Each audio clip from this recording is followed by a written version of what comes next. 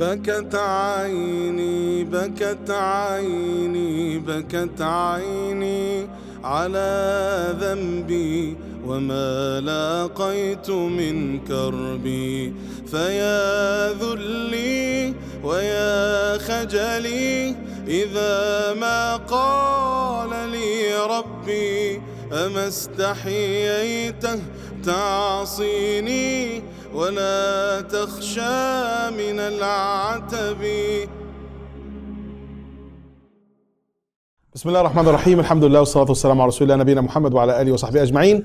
We talked about 10 criticism with Sheikh Yasir. Now, inshallah, in this part, we will continue other It's getting very hot, by the way, Sheikh. Allah yabarak feek, Mawlana. Inshallah, will be easy, inshallah. Inshallah, okay. Just we want to clarify, Sheikh, inshallah. It's up to you. And again, for the record, Sheikhana, this is your initiative, your questions, and I'm Inshallah. more than, and by the way, anybody, wallahi, anybody who wants to talk with me about any issue, فَلْيَتَفَضَّل. My masjid is here, come anytime. I have no problem speaking with any person of ilm, or even anybody, just a Muslim wants to come, I have no problem. Bismillah, I'm ready. By the way, Sheikh, we collected more than 100 criticism. Then we summarized all of them. It became like... When you say we, you mean you and your group? My group. Okay, because I don't really follow my critics. We work it out, I don't really follow my critics, and I think, to be honest, Sheikh, and again for the record, some of the people I think it's almost useless to even defend. They already made up their minds. Yes. But there are many who are open-minded, and again, wallahi, it's not for my shakhsiyya. No. But sometimes the criticism is slanderous and an outright lie. And I cannot be, it hurts, wallahi it hurts. To say that I allow shirk, a'udhu billah. To say that I'm pro-LGBT, a'udhu billah. Subhanaka hada buhtanun azim. And again, anybody who sincerely believes that I have, he sincerely believes a sheikh or scholar or whatever, may Allah forgive. But anybody who propagates these buhtan, and anybody who is slanderous intentionally, I have said, on the day of judgment, we have a hisab between this person. No. Okay, just I summarize all of them in 18 one. We talk about 10, now we have 8 in this part, inshallah. Okay. Criticism number 11 is that Sheikh, you said that you can pick any madhab which seems best for you. No, this is simply untrue. I challenge anybody to find any clip like this. I have always said you have two options in front of you. Either you follow your madhab and stick to it, or your you madhab, follow... he's talking about the Sunni madhab. Yeah, Sunni madhab. The four madhab. Yeah, the four madhab. Okay.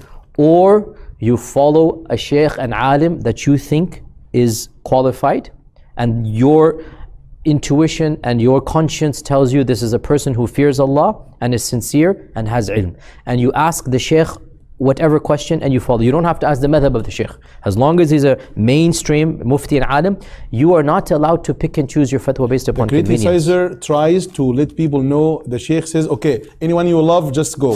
This is what he tries. No, anyone anybody seems good for you, anybody whom you feel fears Allah and has ilm, you have to make a judgment in the end of the day. Ya Sheikh, what do you expect the Ammi to do? Yani, what do you expect? The average Muslim in America, who is he going to follow? He has to make a small ijtihad about who's going to make the big ijtihad for him. Right. He has to make a small ijtihad about which mujtahid I will choose. And I have been very clear, I am never calling to myself, brothers and sisters, a'udhu billah, find the people of knowledge whom your heart finds comfort in. And wallahi, I say to you, as Allah is my witness, if you find a group of ulama who say to you, Yasir Qadhi, we don't know what he is and it's best to avoid him, avoid me and follow those ulama as long as your heart is content. I'm not calling to myself. But if you find what I'm saying helpful and beneficial, هذا من فضل الله. And if you find it mistaken, when you come to me and let's have a polite dialogue. But one thing you don't need to do is to get involved in scholarly debate when you're not a scholar. One thing you don't need to do is to get involved in internet drama when you don't understand the back and forth. It's not, it is enough of a Muslim that it is enough to be considered a liar, that he considers that he, it is enough to be considered a liar, our Prophet ﷺ said, that he keeps on regurgitating what he hears from other people. Don't talk about other people, concentrate on yourself. Perfect, Sheikh. Criticism number 12, that Yajuj Majud story. They said, Sheikh, that you are denying the existence of Yajuj Majud nowadays. That you said they are there. You said that they will come at the day of as a sign from the signs of the day of judgment. You believe that they came in the beginning, in the early time, but you do not believe the existence of Yajuj Majud nowadays. And there is hadith says that they are exist and they are digging from the. Jayyid. So as I have explained, this is not again a unique position to me. Actually, Sheikh Abdurrahman al-Sa'di, who is the teacher of Ibn Uthaymeen, held the exact same view, and also one of my teachers in Medina, Sheikh Mansour al-Samurai, actually held the same view as well, and also Qurtubi as well, and there's multiple ulama. Once again, the problem comes again, I have said this respectfully, the majority of those who are involved in prioritizing criticism of other people, they are not qualified to criticize in the first place. This is really, I think, one of our fundamental problems is that we've created a mass industry of entertainment via the drama of criticism.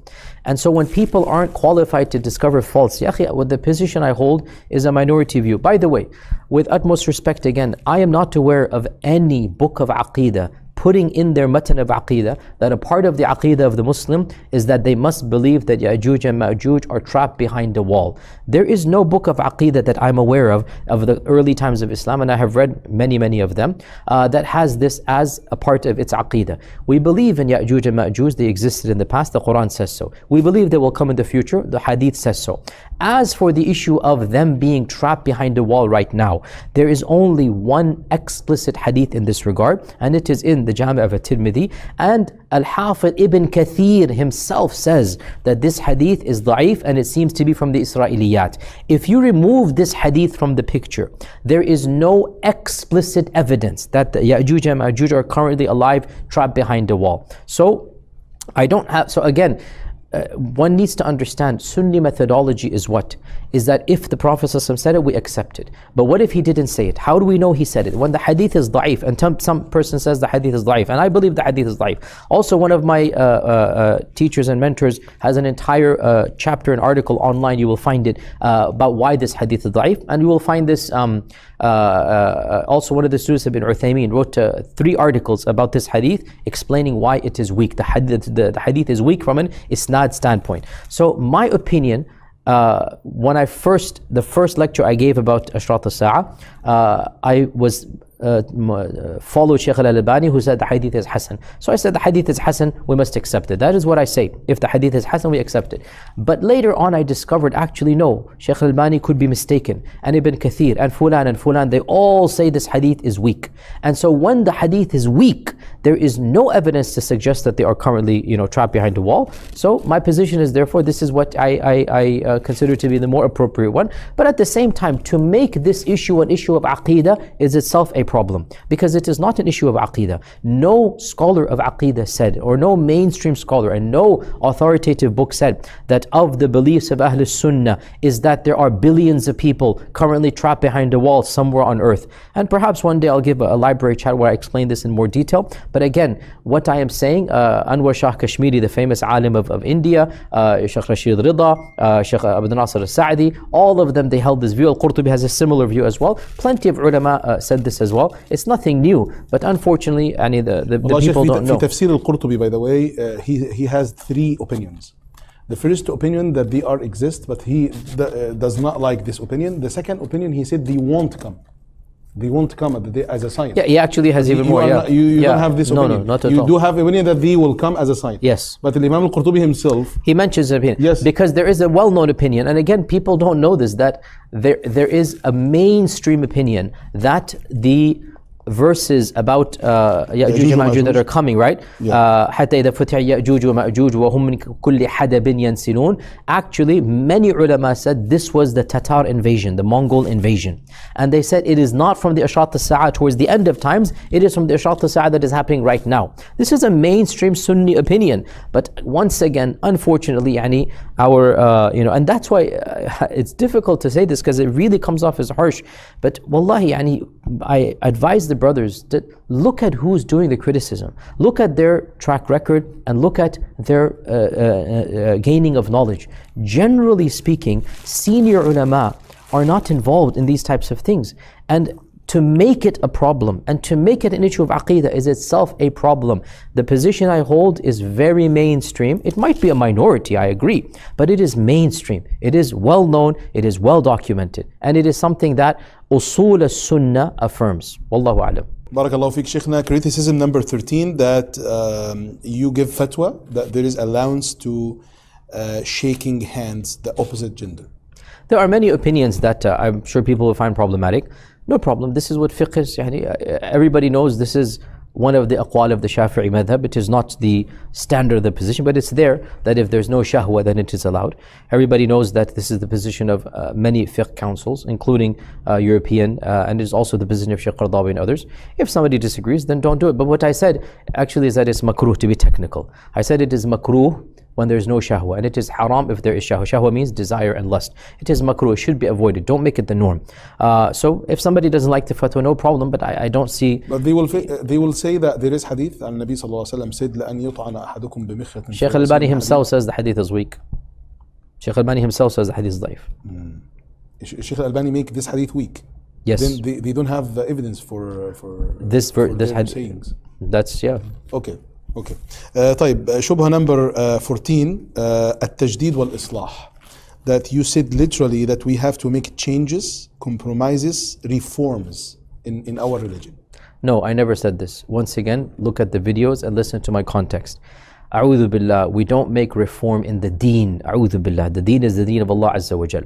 But in the ideas of men, in positions that were held 500 years ago, no problem. Yes, tajdeed is done in the opinions of men. Ulama Sheikh did this? Every alim. What exactly is every generation doing except rethinking through and representing? What every generation is doing. So the notion of applying fiqh to our times in the context that we live in, this is what fiqh is. This is the essence of fiqh. Fiqh is meant to be applied in waqi'. It's not meant to be only studied theoretically. So when I talk about reform, it is not of the religion. Islah, it is not of the religion. It is of the understanding of a previous generation. And this is well known. Again, in fact, and again, the irony is that even those that wish to be dogmatic in what they believe, their movements themselves were movements of reform. So the Najdi movement was itself an Islahi movement of its day. The Deobandi movement was an Islahi movement of its day, right? Every movement, it began as an Islah for the time. Now later scholars wanted to stick with the earlier version of the movement, but the initial movement was an Islahi and Tajdeedi movement. They had to be, or else how would they benefit the Ummah?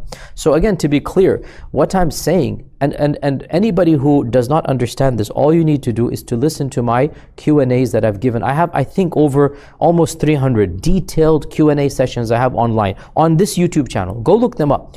Anybody who says, A'udhu Billah, that I'm trying to reform Islam, A'udhu Billah, this is kadhib and botan, go listen to those fatwa. What do you think is reforming? I am faithful to the text of the Quran and to the Sunnah of the Prophet ﷺ, and even to traditional Islam.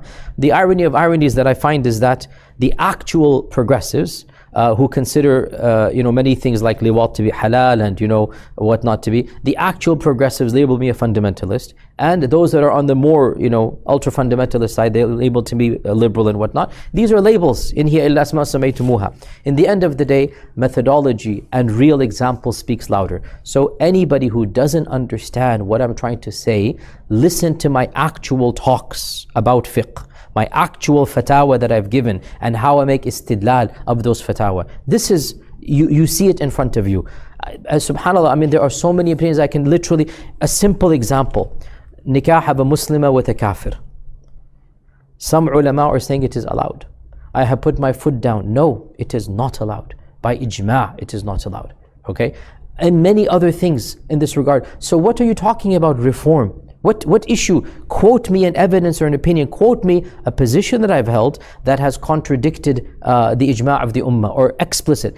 Every fiqhi position I hold, you will find mainstream ulama advocating it. So when I talk about reform, it's not in the deen, it is in a previous generation's understanding. And there are many, many examples. I've actually given these examples. For example, the books of fiqh say, the books of fiqh, not the Quran, not the Sunnah, that the prisoner should not pray Salat al-Jumu'ah.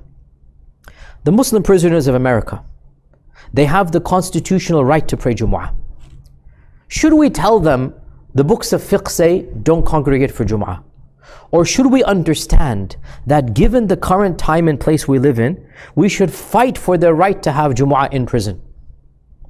Ya Sheikh, you know fiqh. The books of fiqh say Jumu'ah is not obligatory upon the prisoner. They should not pray. Another example I gave it on my Facebook. The books of fiqh, all the madahib say that when the wife falls sick, the husband is not obliged to pay. This is all four madhabs. Even if she died, this is all four madhabs. Bring a kafan for her. This is all four madhabs have these types of views. And I say, this is not the Quran and Sunnah. This is the tajdeed which you're talking about. This is the type of tajdeed. التجديد, it mentioned in hadith عن النبي صلى الله عليه وسلم يبعث الله على كل this is the tajdeed in the opinions of men, in the application of a previous generation. Not a'udhu billah in the deen of Allah. Changes. It's not changing the deen. I don't have the right to change the deen of Allah. Nobody has this right to change the deen of Allah. But the opinions that I have just said are not the deen of Allah. They are opinions of a previous generation. We respect them. Wallahi, we respect them. But we're not obliged to follow them.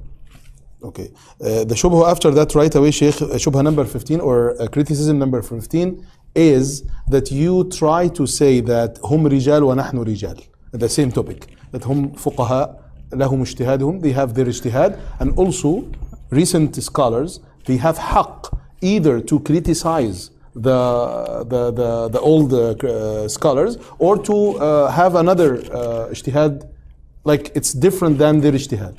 At some level, why we don't just follow the ijtihad of our mashallah يعني famous ulama and scholars, just let us follow them and that's it. Why you have to have right? Firstly, I'm not saying this is my right. I am a طويل بالعلم. Secondly, I'm following far senior ulama than me. As I have said, I don't have a single fiqhi position that is unprecedented. Now, as for those who say that we should not, break away from the four madahib, we have to stick with what they have said in the past. I respect that opinion. Good for them. I just think it's not the healthiest for the situation we find ourselves in. I don't criticize them. فيهم خير, فيهم إخلاص, فيهم تقوى and so. But I think if you want Islam to flourish in the Western world, we have to understand the madhahib were codified in a different time and place. And the madhahib is not what Allah revealed. No. Allah revealed the Quran and He sent us a Prophet ﷺ with the Sunnah. This is our sources. We respect the madhahib. We would not be here without the madhahib. But I don't think we are obliged. I mean, how can we say we're obliged to follow a madhab? You're saying Allah made it wajib to follow a madhab? قُلْ هَاتُوا بُرْهَانَكُمْ. We respect the madhab. And it is healthy. I say the default is a person follows either a sheikh or a madhab. No problem. As I said this, right? But to say that it is wajib, this is, you are saying Allah is saying. Imam Abu Hanifa himself, he is the one who said, هُمْ رِجَال عَلَى الصَّحَابَةِ وَنَحْنُ رِجَال. By the way, Imam Abu Hanifa, it is well known, but then they will say, Abu Hanifa said it, who are you? So again, you get this. Abu Hanifa said it, who are you? No, Abu Hanifa said it about the Sahaba. Who is he? So this is what we call an emotional argument. An emotional argument. We do respect all madahib, but it's not obligation. It's not this obligation. Is what you say. It's not obligation. Okay, Sheikh. Criticism number 16, Sheikh. I think we talked about it before, but let us just. What is your opinion about jizya? About jizya? Imam. That it is a part of our Sharia, that Allah Azza wa Jal has mandated it as a default, but that given the current time and places, and given the fact there is no khilafah, given the fact we live in nation states, not me, our ulama have understood that it doesn't make sense to apply the jizya for a nation state. Again, Sheikh, this is a very deep issue. A nation state and a khilafah are two different systems of government. In a nation state, the jinsiyya, everybody has to be the same. The Qibti and the Masihi and the Muslim, if he's Masri, he's going to be Masri. You can't have a gradation in the jinsiyya, in the nation state. Wa illa, it's not a jinsiyya, right? Every American has to have the same huquq or else they're not American. right? Every Mauritanian, every Yemeni has to have the same, or else they're not Yemeni. You cannot have a gradation within the jinsiyya system. So the concept of the nation state, of the dawla, is radically different than the concept of a khilafah. The khilafah has a totally different. So now we have a problem. The problem is, in the modern world there is no khilafah, we have nation states. So what do we do with the books of fiqh that have issues that would make sense in a khilafah but don't make sense in the modern nation state?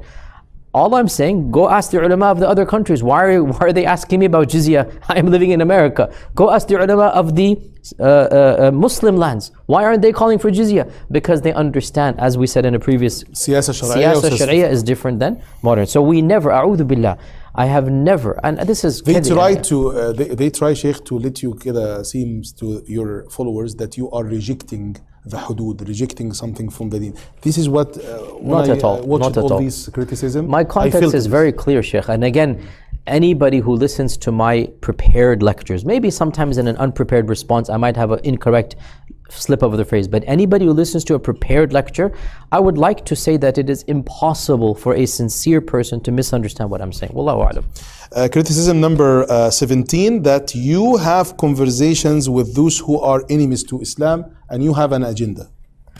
I do have conversations with those who I disagree with. Maybe some of them I disagree with very strongly. The point of those conversations is not just to explain to them, but more importantly to those followers, their followers who look up to them. I remember almost 15 years ago, Tony Blair offered a class at Yale University, and it was an issue for me, should I take that class or not?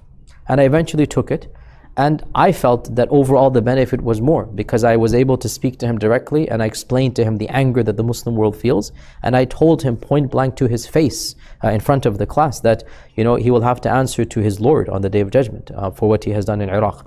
Now again, some people can say this is not. You are even sit with them, Sheikh. That's their opinion. I don't. What do you want? I mean, again, what is the alternative? I don't know what to say to this. It's, to me, they're living in a world different than mine. What else can we do except deal with our enemies, deal with people we don't like, explain to them our views, and even if we don't affect them, there are people like, again, in my own case, my entire class was behind me against him. At Yale, everyone is a non-Muslim. Everyone is a very powerful whatnot, and throughout the course of the semester, alhamdulillah, as they say, تكسب قلوبنا, I managed to get my side to my audience, right? So even if let's say Tony Blair, his heart is qasiyah, he's qaswat al-qalb, he's not listening to anything, how about the people in the audience?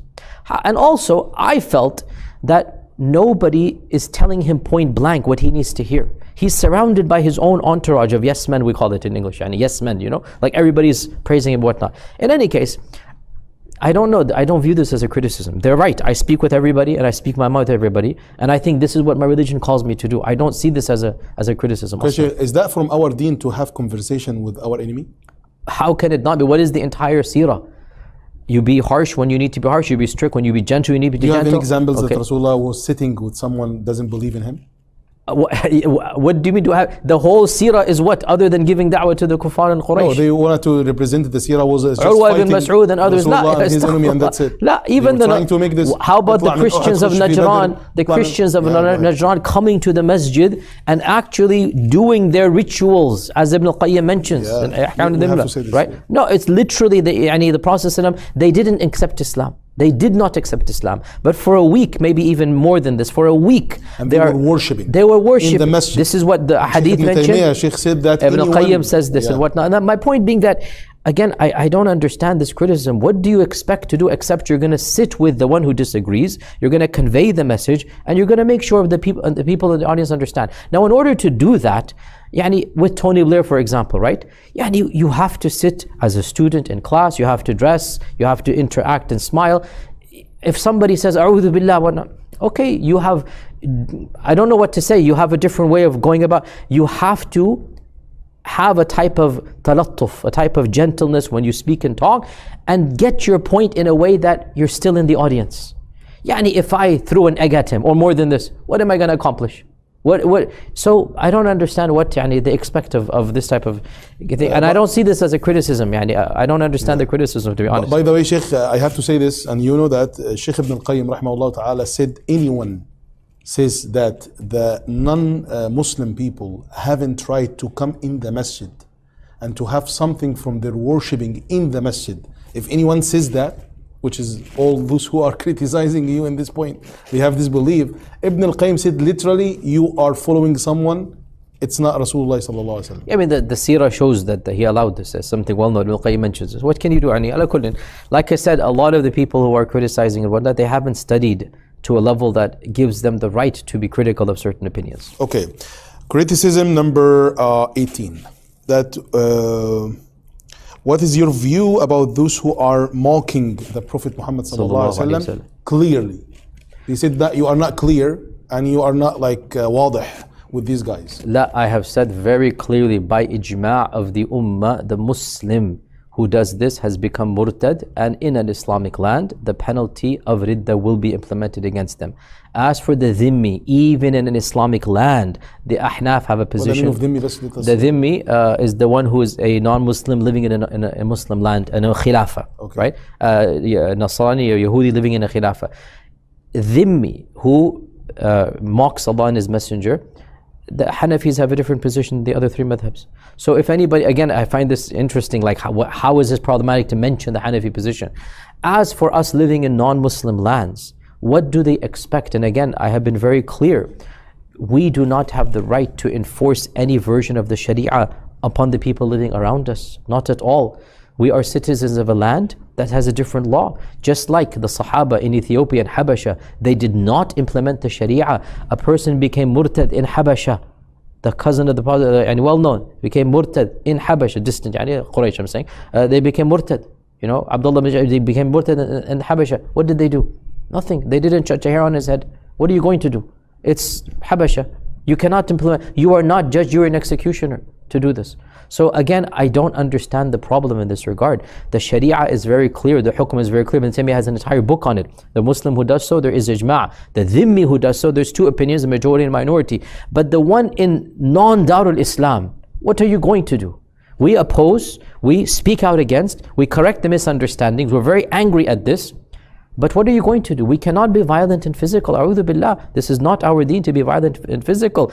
And even in Darul Islam, you don't be violent and physical, you take it to the court of law. You go. Can you imagine if every Muslim was told, judge, jury, and executioner, you decide what is blasphemy, you decide what is sukhriya? No. Even in a khilafah, and they're following the majority opinion, not Hanafi position. In the majority opinion, you will go to the Qadhi, you will go to the Sultan, you go to the Mahkamah, you go to the judge, and they will then decide. So then, what do you think as a minority in America, in England, in Belgium?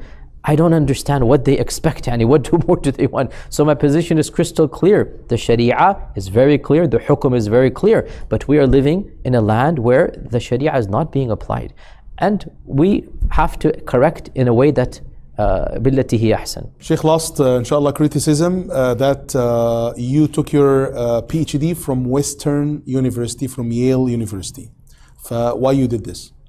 Actually, this was the advice of some of my primary teachers from Medina, actually, including Sheikh Al-Azami. I had an interview with Sheikh Al-Azami, by the way, he passed away, Allah yarhamu. He was one of the people who also told me that you should get your PhD from abroad. And also, Sheikh Safar Al-Habali as well, I knew him very well. I visited him multiple times, he knew me. He actually, I went to him and I said, Sheikh, I'm concerned. I'm going to do a PhD, in a non-Muslim university and whatnot. And he said to me, La ya Yasir, yajib alayk. He's like, you have to go and do it, And he shaja'ani, he encouraged me to do so. But what people don't understand is that I'm not studying Quran and Sunnah and Tafsir and Fiqh at these institutions. No, these institutions, they teach you what is called usul al-ilm, or maybe history, or how to process, how to analyze. It's a different thing. And again, this is a whole different topic. I've given longer lectures about the differences in Eastern versus Western education. So a person who wants to study the deen, for the sake of becoming religious must go to a Muslim institution, to Al-Azhar, Jam Islamiyya, Malaysia, whatnot. And I would not advise such a person to go to any Western institution because they're not teaching the deen for the sake of deen. But if a person wants to think differently, and that has pros and cons, and wants to understand history, because a lot of emphasis is on history, and wants to understand evolution of ideas, and wants to understand from a different worldview, they teach you a paradigm which is not relevant to any one religion. It is a paradigm of knowledge. How do you process history? How do you look at the world? This, what is called usul or paradigm, it is independent of a deen or religion. It is simply a philosophy of science and of looking at history. There's a lot to benefit, and there's also potential problems. So to respond to this, I say, I thank Allah for who I am, and I understand that some people find this notion problematic, and it's not meant for studying the Quran and Seerah and Tafsir, but listen to my lectures and see what I'm quoting, and you can judge for yourself. In any case, I have said very clearly, I don't advise a Muslim to study for the sake of Islam at any such institution. You want the deen for the sake of the deen? Go to ulama. But these institutions have a different purpose. And if you go with that purpose, there is much to benefit, and there's also potential negatives that I have spoken about in other interviews. Sheikh, it doesn't take you to liberalism, like what they are accusing you?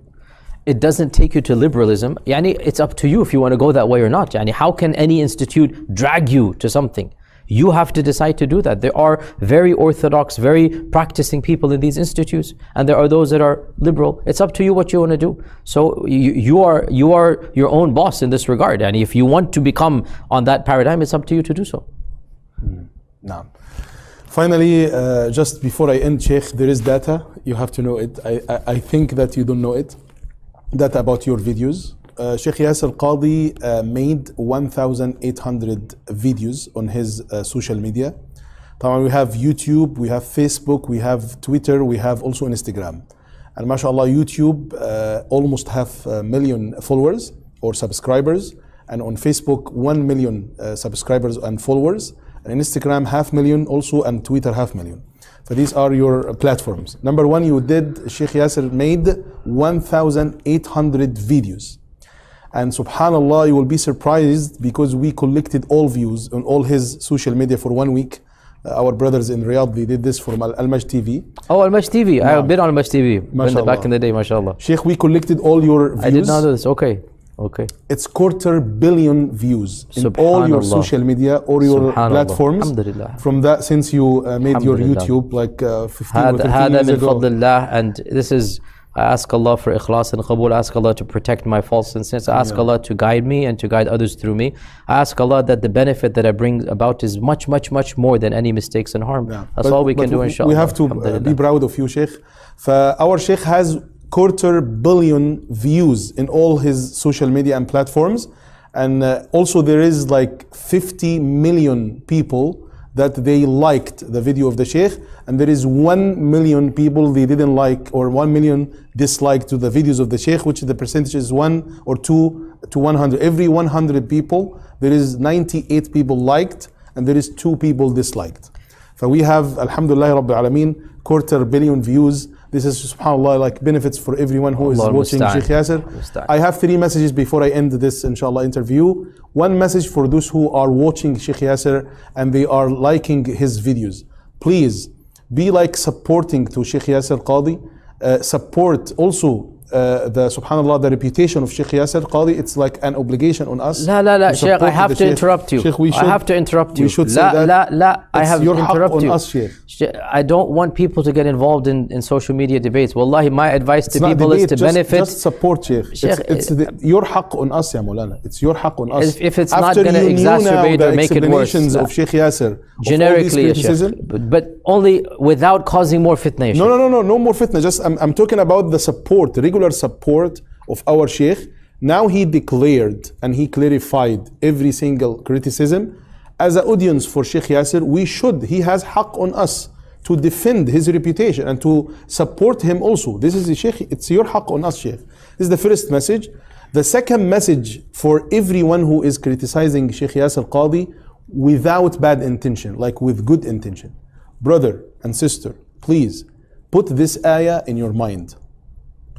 إن جاءكم فاسق بنبأ فتبينوا أن تصيبوا قوما بجهالة فتصبحوا على ما فعلتم نادمين.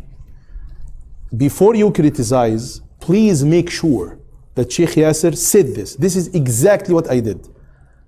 I didn't like what I watched from all these criticism, but I came to Sheikh Yasir right away. I called him right away. And I started calling him in last Ramadan, even in the time of Tahajjud, wallahi. Sheikh Yasir, did you say this? He said, yeah. How you said it? What's your explanation of this? Then I collected all these things and I came to him to clarify these things. For those who are criticizing with good intention, please, before you criticize and accuse anything, make sure about what you are saying. Allah will make hisab with you. The third message, or the fourth one, for those who are criticizing Sheikh Yasir, accusing something with bad intentions. Ittaqullah. Fear Allah subhanahu wa ta'ala. You will be facing Sheikh Yasir at the day of judgment in front of Allah subhanahu wa ta'ala. And remember, when you are criticizing our ulama, do you think that the new generations will let you be free? They will criticize you and they will accuse you a lot of issues in the future. You just have 20 years or 25 years old. How much knowledge that you have? How many books that you read? Before you make this, remember, your followers now, they will come in one day and criticize you and accuse you with bad intentions too. This is my last message, Sheikh. Also, I want to thank my team, those who collected all these data. My brother, Yusuf Bakir. MashaAllah. Is like I didn't know you had a whole team of doing this, MashaAllah. And also my brother in Canada, Abdurrahman Bakir. MashaAllah. My wife also. MashaAllah. My lovely wife. And also a team in Al-Mash TV. So your whole family and MashaAllah. We collected all of that to clarify in front of everyone. May Allah bless you, and Sheikh. make everyone knows the reality I am of all very these, appreciative, Shaykhana. I'm very appreciative. I would never have asked anybody to do this because I don't think it's worthy of me. I would never have wanted, somebody to spend so much time, but you did it on your own. And I am appreciative because, Shaykh, I am human being in the end of the day. And most of these, now some of these quote-unquote criticisms are somewhat valid. I have left one interpretation to another, that's valid.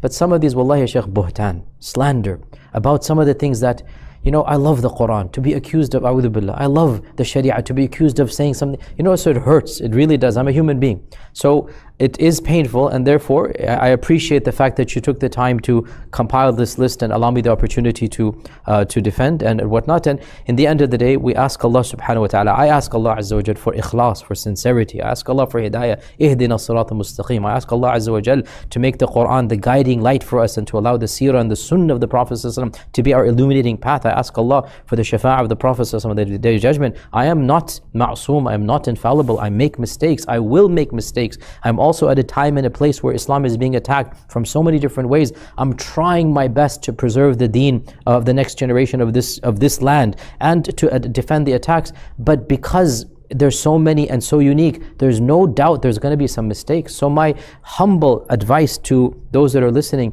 when you find such a mistake and you feel that the good is more, allow the good to overlook that mistake. And if you want to, I would love that you correct the mistake with me directly. Come to me directly. And wallahi, Shaykh, inshallah, every single critic ever in my life that has come to me has either left the criticism or at least toned it down so much that it has become inconsequential. Never has a person sat with me one-on-one and discussed a difficult issue, except that by the end of that discussion, things have changed. Either they didn't have the issue anymore, or at least they understood that I have an opinion that they can respectfully disagree with.